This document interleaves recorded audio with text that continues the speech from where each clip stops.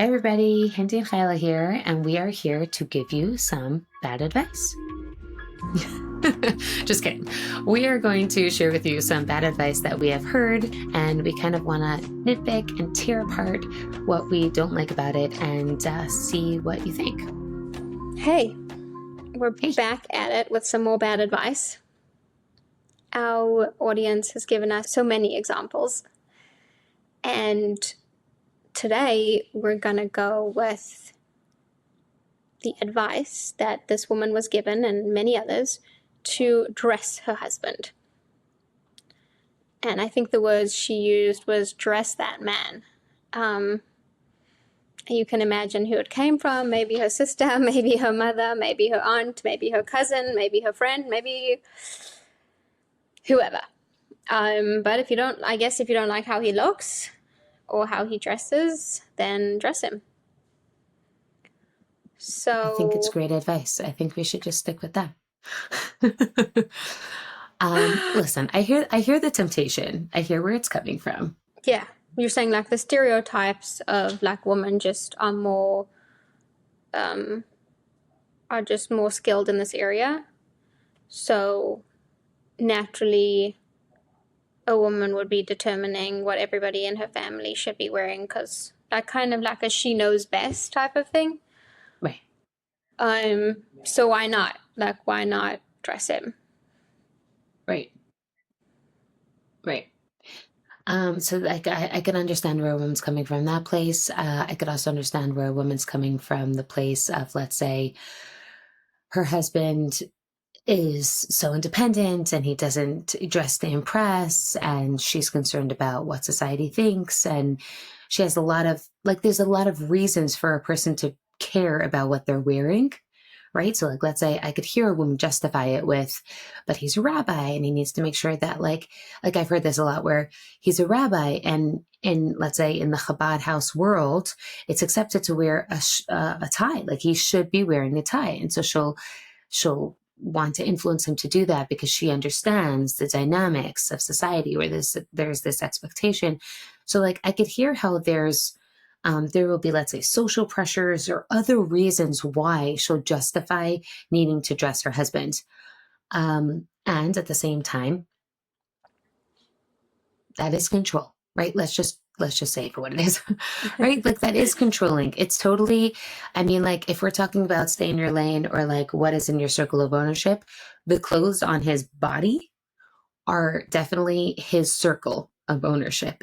Maybe that circle has shrunk to just fit his body, but clothes are still on him and that fits in that circle, and it should be his circle of ownership to choose what he wants to wear. Because if you look at it, it's not just about outer perspective, others' perception. It's also comfort. It's what you want, your choice. I mean, making that choice for somebody else is disrespectful. Yeah, 100%. I think, to the exception of a husband who wants his wife to buy his clothes or pick out his clothes for him, which maybe there are men who specifically have that desire, in which case it would be appropriate.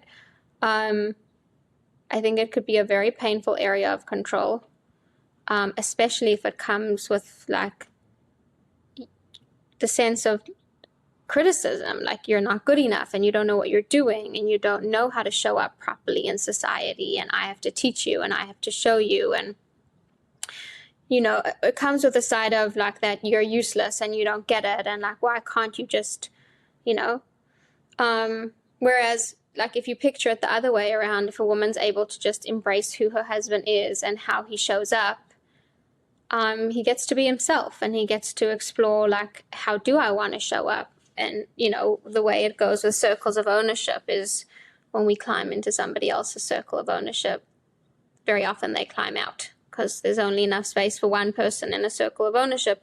So that space gets very crowded, and then it might just turn into a dependency of, okay, dress me, like where's my shirt, where are my pants? And then she gets annoyed, like, why am I dressing you? You're a grown man, you can dress yourself. And then it's like, no, but I actually can't dress myself because you don't want me to. So it's going to lend itself to a whole control dynamic, which ends up, being very uninspiring.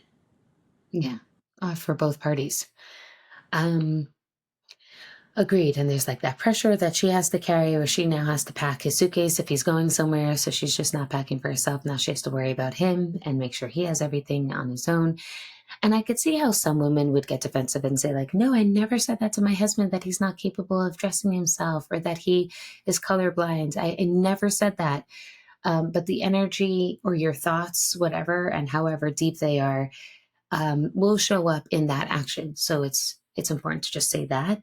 And how your husband reacts might be different, right? So like you were saying, him climbing out of that circle, so it could be like him just letting go and letting her hands lick because he just wants to make her happy, but his dissatisfaction and his feeling disrespected will come out elsewhere. So he might be resentful in another area or get upset in another area, make a comment. It's not just staying there. It's not just it's fine and he just like lets it go. It's going to come out somewhere because it doesn't feel good to be dictated to or to be disrespected in that way. And She might also get feedback on what she's wearing, and that is not something that women usually appreciate. But you, like, if you've set the terms of the dynamic where you're all over what he's wearing, sometimes as a reflection of that or as a response to that, he might get very specific about what you're wearing. And again, I think that that's something that's very uncomfortable for women. So you want to also think, like, do you want to be treated that way? yeah. And something interesting that is also coming up for me is whatever that man chose to wear was also his choice. So to say your choice is irrelevant or ridiculous is just by definition uh, just not so nice, right? And sometimes a man has a value system in place for why he is choosing whatever it is that he is choosing.